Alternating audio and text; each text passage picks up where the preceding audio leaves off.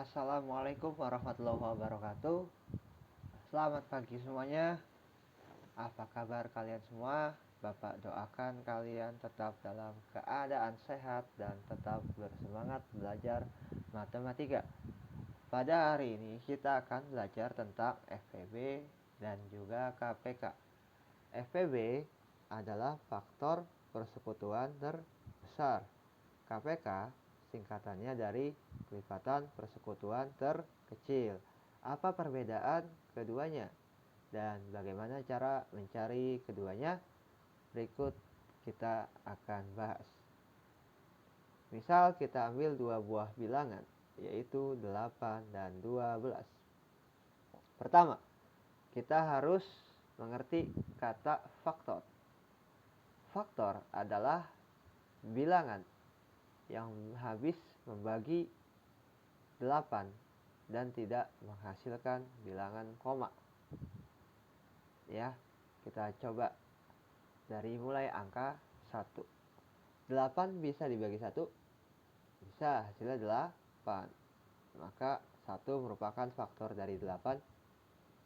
Berikutnya 2, 8 bisa dibagi 2 sama dengan 4. 2 juga faktor dari 8. Berikutnya 3, 8 bagi 3 tidak bisa. 8 bagi 4 sama dengan 2. Berarti 4 faktor dari 8. Berikutnya 5, 8 bagi 5 tidak bisa. 8 bagi 6 tidak bisa juga. 8 dibagi 7 tidak bisa. 8 dibagi 8 1. Oke, jadi 8 adalah faktor dari 8. Berikutnya 12. Ya, 1 sudah pasti masuk faktor dari 12. Kemudian 2. 12 bagi 2, 6. Berarti 2 juga merupakan faktor dari 12. Kemudian 3. 12 bagi 3, 4. Bisa ya. Lalu 4. 12 bagi 4, 3. Ya, termasuk faktor dari 12. 5. Bisa dibagi 12? Tidak. 6. 12 bagi 6, 2. Jadi 6 termasuk faktor dari 12. Kemudian 7 tidak bisa. 12 bagi 8 tidak bisa. 12 bagi 9 tidak bisa. 12 bagi 10 tidak bisa. 12 bagi 11 tidak bisa. 12 bagi 12, 1. Nah, jadi 12 termasuk faktor dari 12. Kemudian kita pahami faktor persekutuan. Persekutuan artinya bilangan faktor yang sama antara 8 dan 12. Ya, bilangan faktor yang sama, pertama itu 1. Kemudian 2. Kemudian 4. Kita tandai seperti ini. Ya, itu yang dinamakan faktor persekutuan. Nah, untuk mencari FPB, faktor persekutuan terbesar berarti kita ambil faktor-faktor yang angkanya paling besar. Di antara 1, 2, dan 4 yang paling besar adalah 4. Jadi FPB-nya sama dengan 4. Mudah bukan?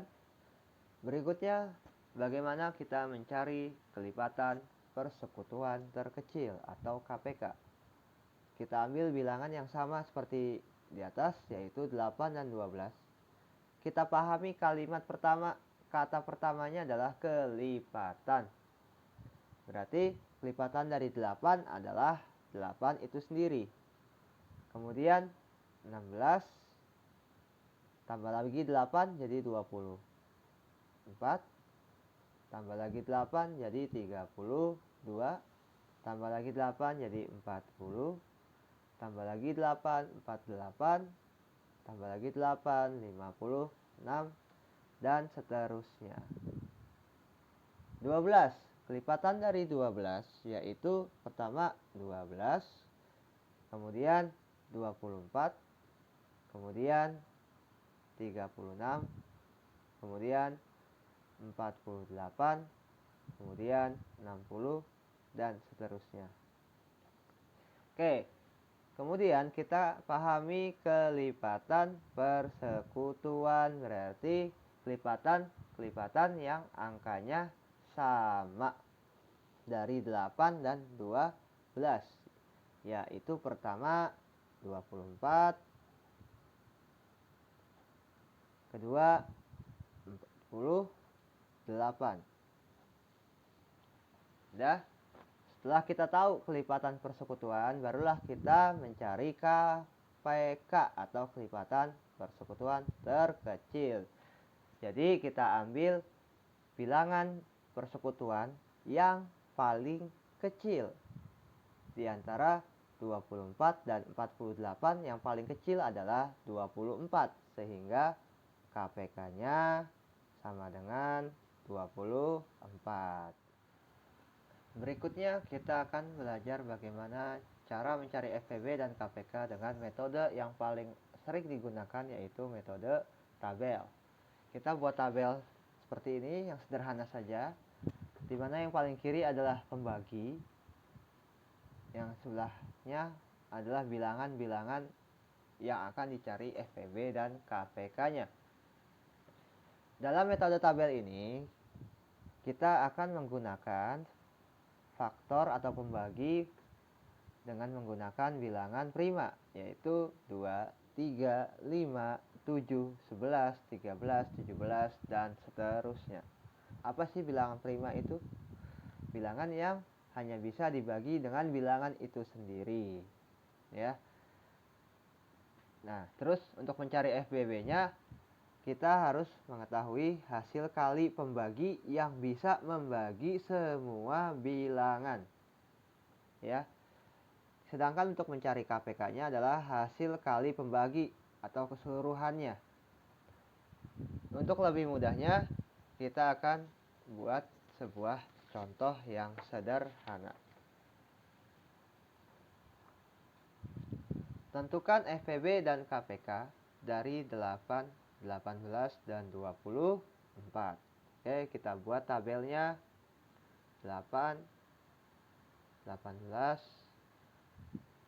24. Di sini pembaginya sebelah kiri. Kita ambil bilangan prima yang paling kecil terlebih dahulu, yaitu 2. 8 bisa dibagi 2, bisa 4. 18 bagi 2, bisa 9. 24 bagi 2, bisa, yaitu 12. Kemudian kita bagi 2 lagi. 4 dibagi 2, bisa 2. 9 dibagi 2, tidak bisa. 12 bagi 2, bisa, yaitu 6. Nah, karena 9 tidak bisa dibagi 2, kita cukup untuk bisa mencari FPB-nya. Berarti FPB-nya hanya ini. Karena hanya 2 ini yang bisa membagi semua bilangan, sehingga FPB-nya adalah 2. Kita lanjutkan. Karena 9 tidak bisa dibagi 2, maka tetap kita tulis 9. Ya, kita lanjut. Kurang panjang garisnya ya. Nah, kita bagi 2 lagi. Kenapa bagi 2 lagi? Karena masih ada bilangan yang bisa dibagi 2. 2 bagi 2, 1. 9 bagi 2, 9. 6 bagi 2, 3.